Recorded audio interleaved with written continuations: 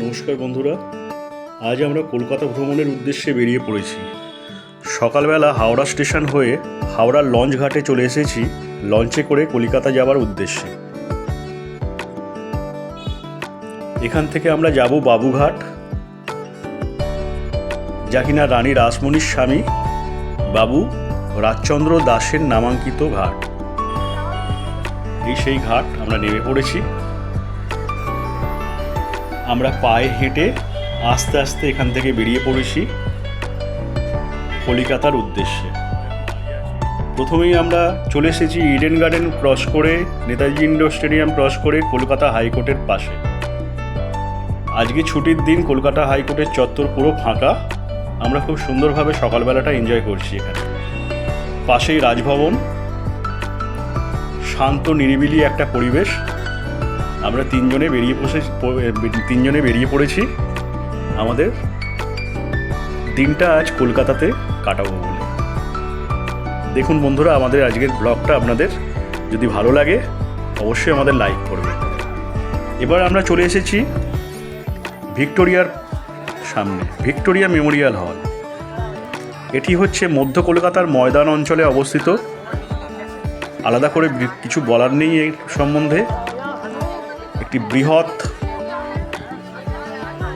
Marble দ্বারা নির্মিত স্মৃতিস্তম্ভ। 1906 থেকে 1921 সালের মধ্যে ব্রিটিশ রাজ কর্তৃক নির্মিত সম্রাজ্ঞী রানী ভিক্টোরিয়া স্মৃতির উদ্দেশ্যে নির্মিত এই হল। সকালবেলা দেখুন দেশ বিদেশের নানা পর্যটক এখানে এসেছে ভিক্টোরিয়া মেমোরিয়ালের সৌন্দর্য উপভোগ করতে। আমরাও আস্তে আস্তে ভিক্টোরিয়া মেমোরিয়ালের টিকিট কেটে ঢুকে পড়েছি ভেতরে। 50 টাকা করে টিকিট, যেটা কিনা ভিতরের মাঠ এবং ভেতরের যে মিউজিয়াম যেটা আছে এখন সেটিও দেখা যায়। অসামান্য স্থাপত্য। এটি বিশ্বের যে কোনো স্থানে যে কোনো রাজার বৃহত্তম স্মৃতিস্তম্ভ। এই দেখুন ভেতরে ভিক্টোরিয়ার শুরুর যে ছবিগুলো, যখন স্থাপত্যটা তৈরি হচ্ছে তখনকার ছবিগুলো এখানে রাখা আছে ভেতরে। একদম রোমান গথিক শিল্পের এখানে আমরা পরিচয় পাই। অসম্ভব সুন্দর শিল্প নৈপুণ্যে চারিপাশটা যেন ফুটে উঠেছে। সত্যিই যেন একটা কোনো বাইরের দেশে আমরা রোমান বা গ্রিক স্থাপত্য দেখছি। এই স্ট্যাচুটি রাজা জর্জ ফাইভের।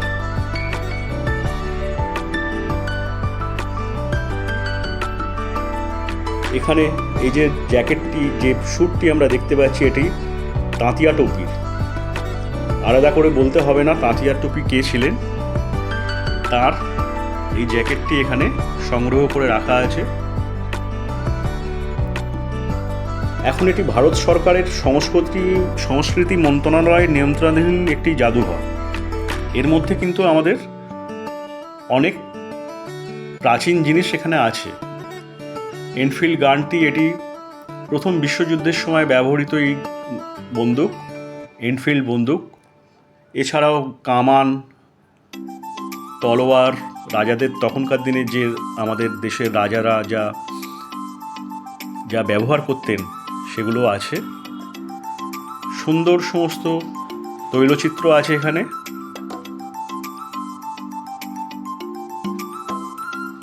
সুন্দরভাবে রক্ষণাবেক্ষণও করা হয়েছে। ভেতরটি সত্যি অসাধারণ।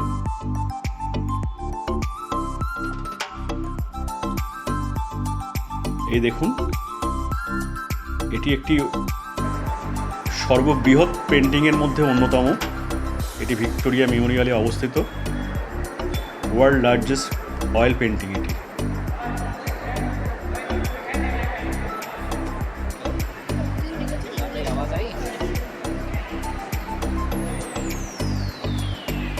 অদ্ভুত সুন্দর সমস্ত তৈলচিত্র এখানে রাখা আছে।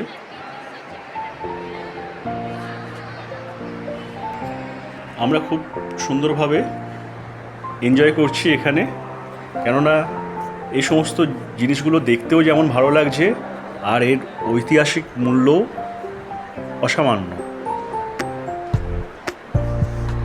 আমার মেয়েকে নিয়ে এসেছি, ও দেখছে সমস্ত জিনিসগুলি।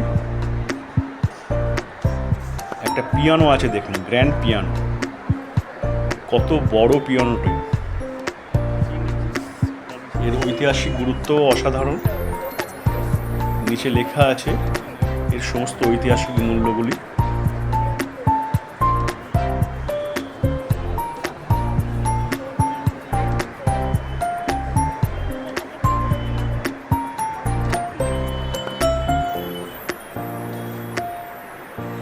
আমাদের আশেপাশে এত জিনিস ছড়িয়ে আছে যা কিনা আমরা সত্যি না গিয়ে আমরা জানতামই না। এ দেখুন, তখনকার দিনের মডেল একটা বোটের, যে বোট নিয়ে ব্রিটিশ রাজ আমাদের দেশে প্রথম পদার্পণ করেছিলেন, সেই ধরনের বোটগুলি এটি।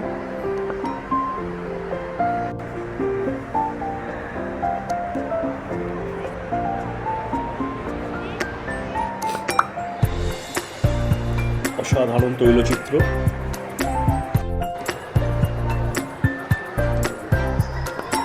এটি একটি রিপ্লিকা ভিক্টোরিয়া মেমোরিয়ালের। অদ্ভুত সুন্দর ভেতরটি।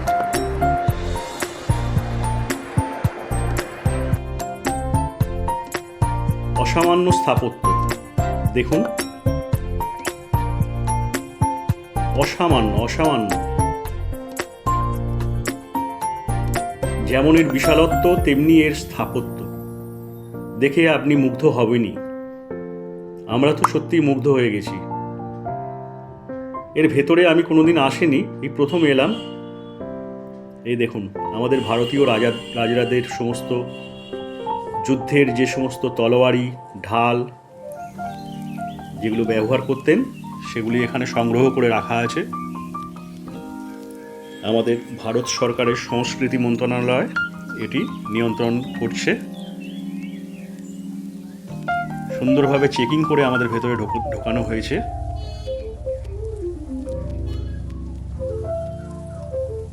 দেখুন,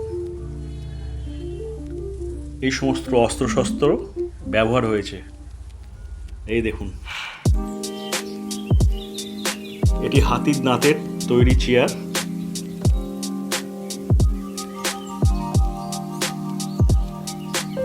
পাশে একটি ছোট টেবিল।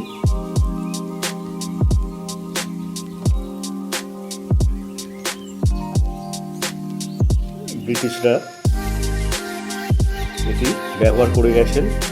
এখন এটি আমাদের এখানে মিউজিয়ামে সংগৃহীত, ভিক্টোরিয়া মেমোরিয়ালের যে মিউজিয়াম, সেখানে সংগৃহীত করা হয়েছে।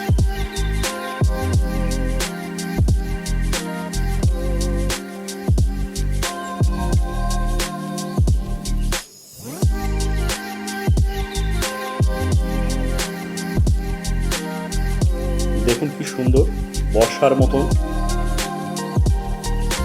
কত বড় তরোয়ারি। ভাবতে অবাক লাগে, আমাদের দেশের রাজারা এই তরোয়ারিগুলো সবসময় ব্যবহার করত।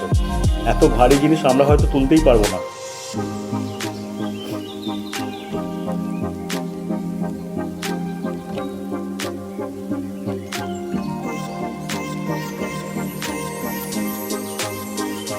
এর মধ্যে মহীশূর রাজ টিপু সুলতানের যেমন তলোয়ারি আছে, তেমনই আছে মুঘলদের আমলের সমস্ত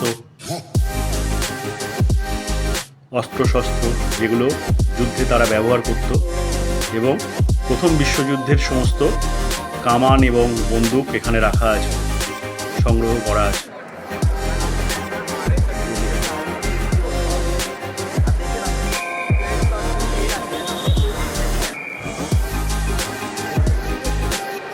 এই সমস্ত ওয়েপনগুলোই ওয়ার্ল্ড ওয়ারের সময়, ফার্স্ট ওয়ার্ল্ড ওয়ারে আমাদের ব্রিটিশ রাজের যে সৈনিক তারা ব্যবহার করেছে। বিশালাকার বন্দুক, এনফিল্ড রাইফেল সমস্ত, যার ঐতিহাসিক এবং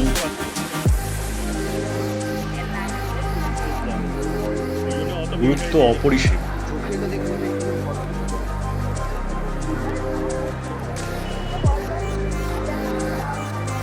এগুলো মহামূল্যবান একটি অ্যান্টিক পিস এখানে সংরক্ষণ করা রয়েছে।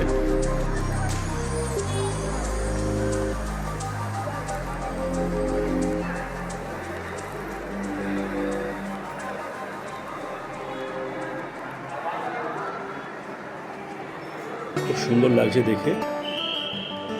সোর্ড, নাইফ, গান সমস্ত সুন্দরভাবে রাখা রয়েছে সাধারণ মানুষ আমাদের উদ্দেশ্যে। আমরা যাতে আমাদের প্রাচীন ইতিহাস জানতে পারি, আমরা যাতে আমাদের গৌরবময় ইতিহাসগুলো, আমাদের ভারতবর্ষের ইতিহাসগুলো কত মানুষ মেরেছে জানিস জানতে পারি।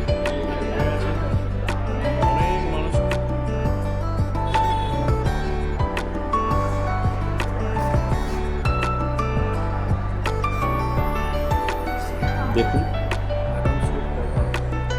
কি সুন্দর, সমস্ত অস্ত্রের খাপ এবং তলোয়ার দুটোই রাখা আছে। এগুলো না জানি কত বীর যোদ্ধারা ব্যবহার করেছেন এবং কত মানুষের রক্তে রাঙা হয়ে আছে এই সমস্ত তলোয়ারিগুলো।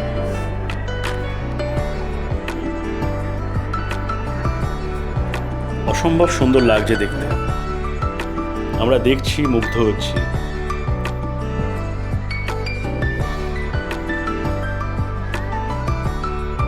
এই দেখুন কামান,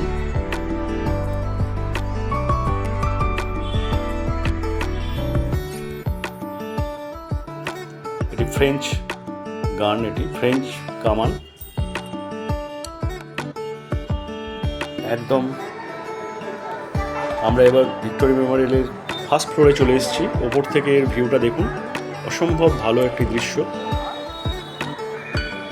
একটি ব্যালকনি মতন করা আছে, ব্যালকনি থেকে বাইরের গার্ডেনটা অসম্ভব সুন্দর, অসম্ভব সুন্দর লাগছে। বাইরেটা সত্যি সুন্দরভাবে মেনটেনও করা রয়েছে।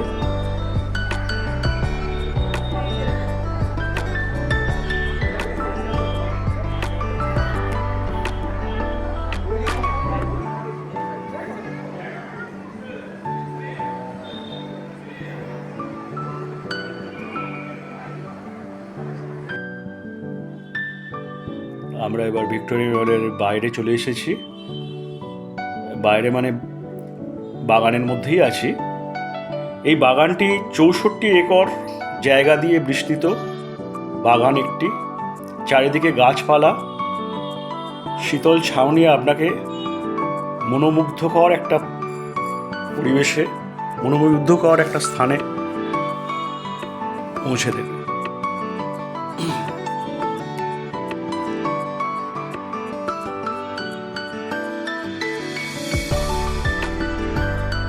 অসম্ভব ভালো দৃশ্য লাগছে দেখতে বাইরে থেকে।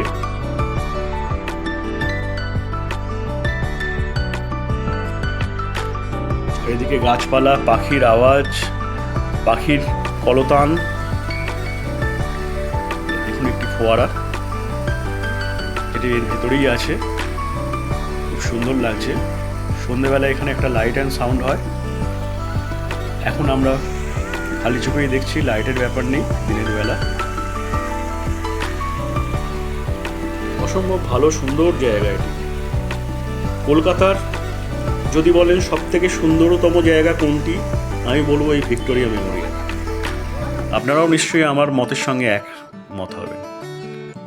এবার আমরা চলে এসেছি নিউ মার্কেটে। নিউ মার্কেট দিয়ে চলেছি। আমার মেয়ের আবদার বিরিয়ানি খাবে, সেই উদ্দেশ্যে চলেছি নিউ মার্কেট লাগোয়া আমিনিয়ার উদ্দেশ্যে। এ দেখুন নিউ মার্কেটে এখনো এই দুপুরবেলা অসম্ভব ভিড়। এখন বেলা 1টা হবে, তাও দেখুন কত মানুষ এখানে জড়ো হয়েছে। আমরা এবারে আমাদের লাঞ্চ করতে চলে এসেছি আমিনিয়ায় বিরিয়ানির উদ্দেশ্যে। আমরা সবাই মটন বিরিয়ানি নিয়ে বসে পড়েছি। আমার মেয়ের প্রিয় এবং আমারও প্রিয় মটন বিরিয়ানি নিয়ে। সঙ্গে আছে রায়তা এবার আমরা বেরিয়ে পড়লাম আরেকটু ঘোরার উদ্দেশ্যে। এবার যাব আমরা ভারতীয় জাদুঘরে। এই দেখুন নিউ মার্কেটটি পাশে, সামনে দিয়ে রাস্তা আছে। গ্লোব সিনেমা যেটি ছিল তার পাশ দিয়ে আমরা হেঁটে বেরিয়ে এলাম ইন্ডিয়ান মিউজিয়ামে। এই দেখুন, ভারতীয় জাদুঘর হলো ভারতের বৃহত্তম জাদুঘর। 1814 সালে ব্রিটিশ ভারতের রাজধানী কলিকাতার এশিয়াটিক সোসাইটি দ্বারা এটি নির্মিত হয়। এই দেখুন বাইরের স্থাপত্য, ভেতরের অসম্ভব ভালো গথিক একটা স্ট্রাকচার।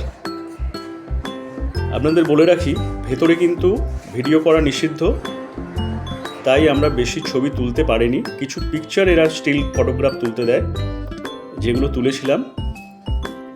বহু প্রাচীন 2000-3000 বছরের আগেকার বৌদ্ধ মূর্তি, প্রাচীন বিষ্ণু মূর্তি, প্রাচীন শিব মূর্তি, এই সমস্তগুলো দেখছিলাম। এই দেখুন বৌদ্ধ ধর্মের সমস্ত যে সারাংশগুলো আছে এখানে, সমস্ত কিছু আছে এখানে, সঠিকভাবে সংরক্ষণ করে রাখা রয়েছে।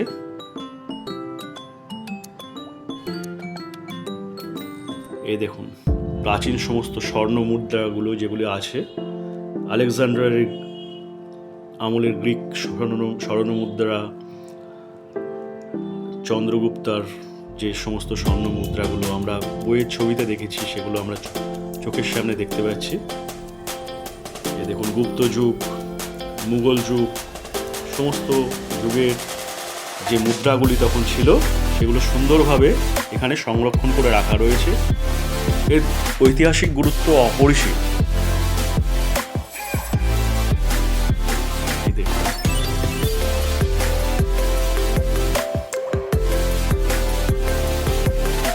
আমরা সেইভাবে ভেতরের ছবি তুলতে পারিনি, কিছু কিছু ছবি আমরা তুলে আপনাদের সামনে ধরলাম।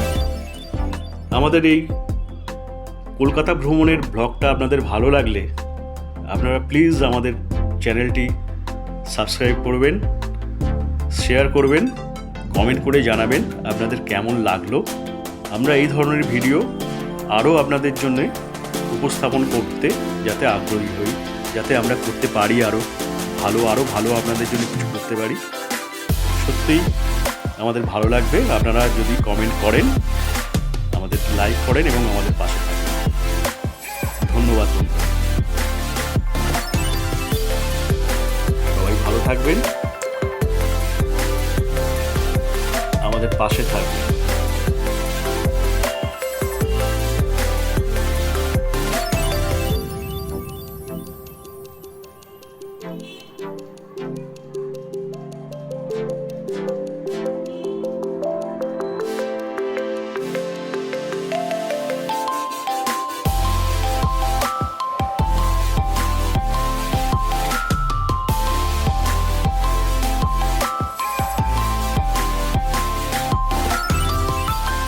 সকলকে অসংখ্য ধন্যবাদ ভিডিওটি দেখার জন্যে।